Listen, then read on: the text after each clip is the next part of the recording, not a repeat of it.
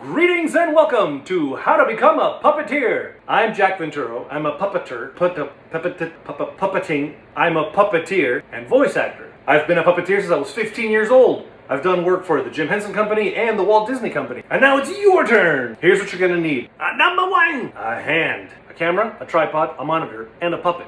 If you don't have one, make one. If you don't know how to make one, buy one. It helps if you're a puppet fan, so watch puppet movies and Muppet movies and see what you like. Maybe you can mimic something from what you see. It always helps to take acting classes or improv classes, because after all, puppeteering is acting, and it's actually acting just with your hand, or sometimes just with your voice, or sometimes with both at the same time, plus the technical aspects of it. While you're puppeteering up there, you're watching stuff down there. Then you get into the basic steps: eye focus, control, grounding, mobility, and breathing. Yeah, all of that is even before your puppet starts talking.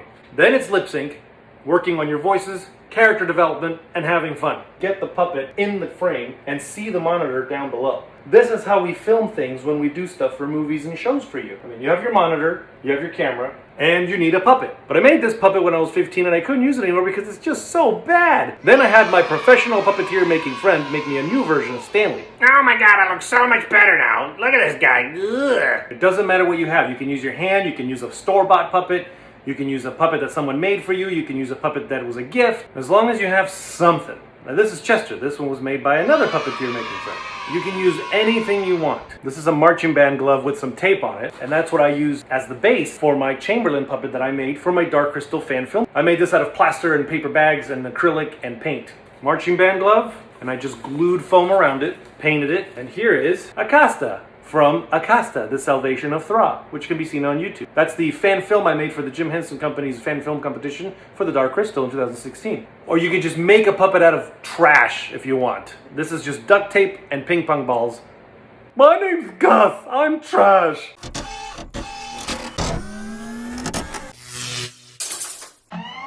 Or you can even just use your hand. Now you have your puppet. Get your camera set up, tilt it up a little bit, make sure that the tripod is up on a high surface.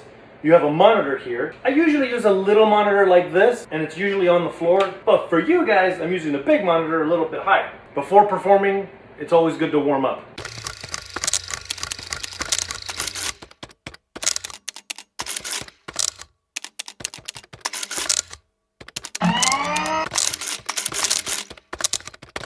Put your puppet on, grab by the cloth, stick in, adjust, find your thumb, look at your puppet, make sure that everything looks nice, everything looks pretty. He's performance ready, just as you are. But the arms are straight. That's not good.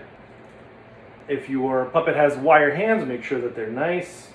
I like this pose when I perform Chester because it's more of an expressive thing. You can also point. We'll get to that. Develop a nice stance that you're going to be able to move around in and walk around from. So now, puppet up.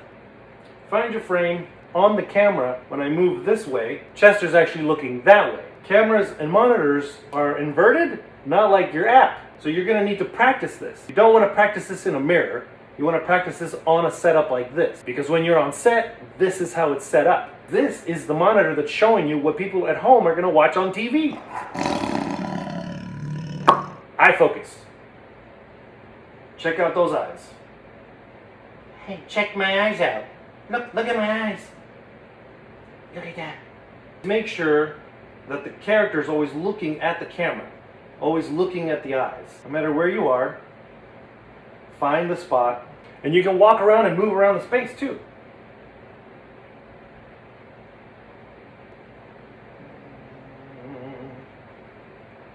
I don't recommend two puppets at the same time, but this is just to show you a neat trick. When two puppets are talking to each other, they don't actually talk to each other face to face. There's a little angle to them so that you can see both eyes. This way it makes it easier for you to go back and forth from the camera to them. It makes it a little bit more personal.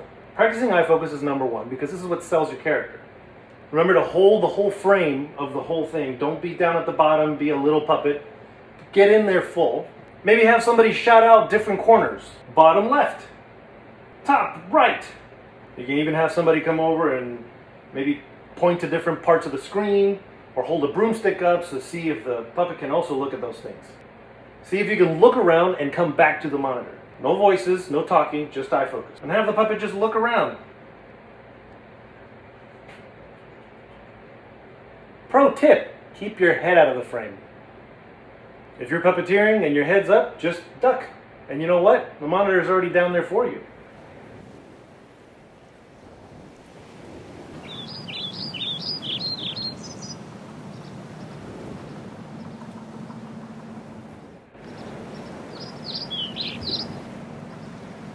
Your arm's going to get tired, so remember to breathe, concentrate, relax, and have fun, but always take breaks and rest.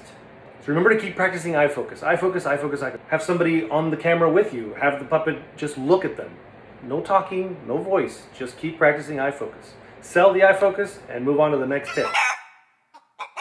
How to puppeteer. Control. You don't want to be doing this. Always wear your puppet on your dominant hand. I'm right-handed, so I am puppeteering with my right hand, controlling the rods with my left. So just play with your puppet, see what he can do. A head tilt, a nod, a no, a sneeze. If your first instinct for a puppet to go crazy when you put it on and just go mad, it just doesn't look lifelike and it doesn't look like you have any control over it. Let him settle down, let him relax, and just be in the space. There's little subtleties that a puppet can do that convey feelings and thoughts and wonderment. And you'll realize that different puppets do different things.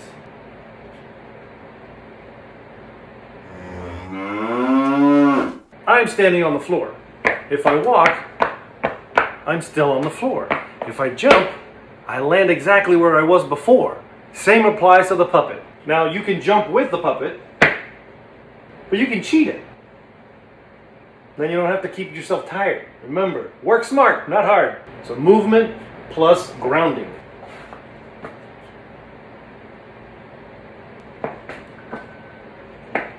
You can start walking.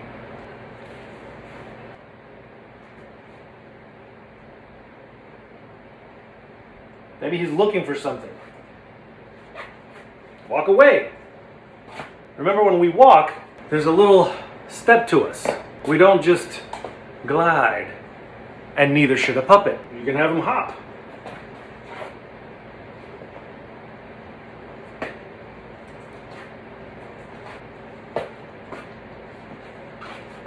And the little subtleties, of course, of dancing.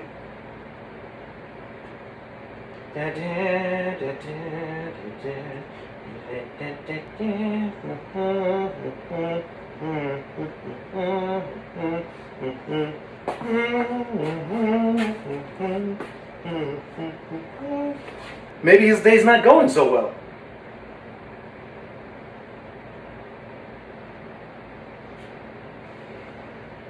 Maybe he's so happy he can't even take it.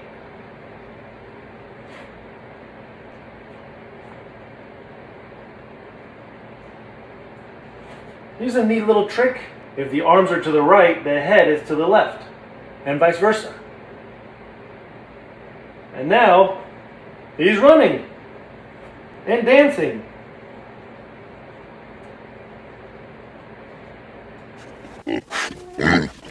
Really get to know what your puppet can do. Can he put his arm on his waist? Now, always look at the monitor when you're puppeteering because you want to see where the puppet is and what he's looking at. But every once in a while you can catch a glimpse of him live so you can see where everything is. Because remember, if it looks weird to you here, it actually looks beautiful on the monitor. But you'll always know what you're doing here. Sometimes you're puppeteering and your hands just kind of go up like this. That's not control and that's not mobility, so keep them down and keep them relaxed. You don't want to let them loose either because then you're flopping around and you can hit somebody on the head, especially when you're performing with somebody else. Here's the stance. Puppet up, straight up. You're looking down at the monitor and you have your hands controlling the rods. Sometimes you can switch back and forth. So by looking at the monitor, you can look at what's going on, but sometimes you're going to have to switch hands. Like me or him. Another note to take is the rods. You don't really want to show the rods on your screen. So the best thing to do is to practice to keep them below the monitor. As soon as your eyes see a rod, you immediately know that it's a puppet. We always know that it's a puppet, but suspension of disbelief. Can you wave? So you've got your eye focus, control, grounding, and mobility. Next step, breathing. All you gotta do, keep the eye focus on the puppet and just breathe.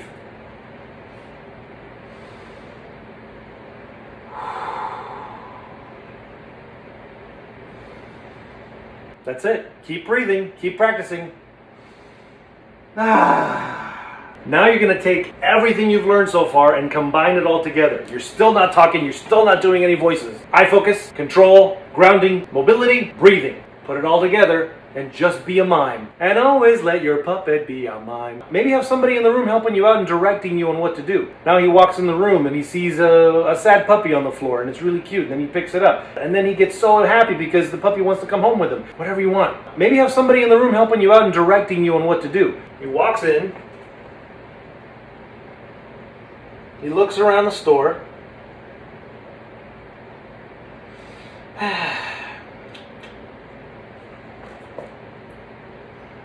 He looks at all the cages of all the puppies. And then something catches his eye. There's a puppy! You what? Me, puppy? The puppy wants to go home with him.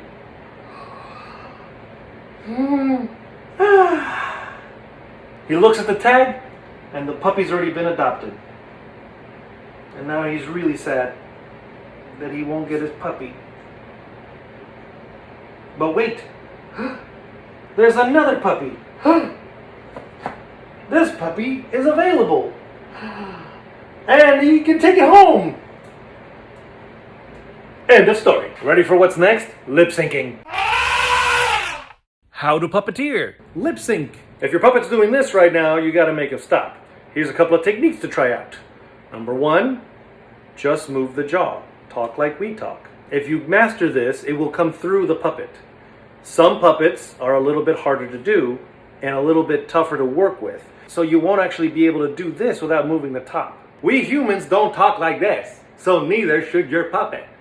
Your puppet's eye focus will lose if you talk like this. Freaky, right? So don't do that. Try to only move the puppet's jaw.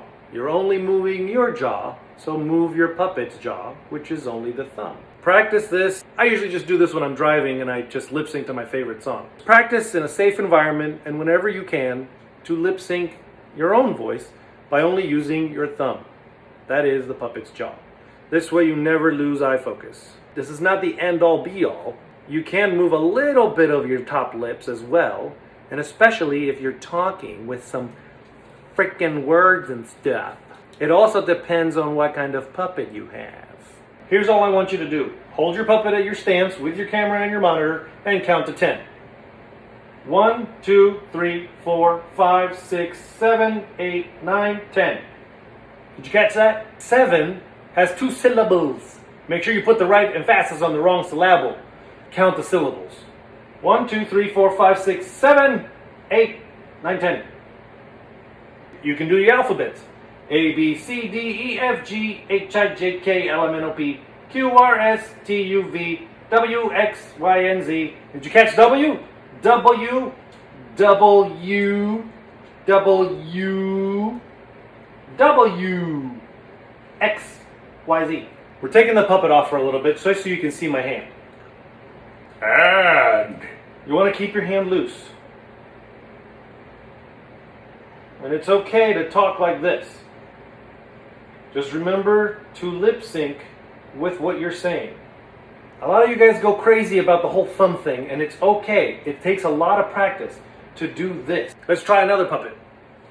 Stanley, for example, is a jaw puppet. His eyes are everything to this character, and he's looking right at you. If he was to talk like this, you'd lose eye focus, and it's not as believable. He needs to only move his jaw, and sometimes a little hint of the lips on the top, because it depends on what he's talking about. Stand up regular, puppet up. Hello, TikTokers and Talk Tickers. I'm Stanley, and I'm here to tell you some stuff. There's different techniques to do, but as long as you can always master that thumb and just keep flexing, it will come through your performance. Sometimes a puppet that just moves its bottom jaw and nothing else can seem a little freaky. For this, you have another technique, which is Muppet style, or officially speaking, it's called the Henson Punch. Jim Henson created and perfected this technique, which basically means that your puppet's voice doesn't come out of here, but it comes out of the body, and it punches out, and it pushes out. You'll see the Muppets do this a lot. Now remember, not all puppets are Muppets. Not all puppets are Muppets. That's offensive. So imagine you have a little droplet of water right here on your finger, and you just want to flick it off. Just try that. Just flick the water off. And just keep practicing that. And very loose and very gentle until you are developing a movement that comes natural. Now combining the thumb with the Henson Punch, you have what's called this Henson Punch. The voice is coming out of the body. Blah, blah, blah. It's a little exaggerated, but you get the point. It's a punch. The Henson Punch. Henson Punch. And keep practicing that. A, B, C, D, E, F, G. 1, 2, 3, 4, 5, 6, 7. 7. 7. And you can always go back to this. Because, well, whatever feels comfortable to you. Whatever you like the best. And notice how I'm performing just my bare hand and my left hand as I'm expressing myself. Now this is what you would do with a live puppet, which I don't have. But it's one of those things that we like to do in the business, which is practice and doing our best and straightening our tie and scratching our heads. You know, you've seen other puppets do something like this before. It's no big deal. It's just a thing. You know, it's what we do, man. It's our thing. Combine counting syllables. 1, 2, 3, 4, 5, A, B, C, D, E. Beats. Hey, yo, whoa, ha ha ha. Laughing. How do you laugh?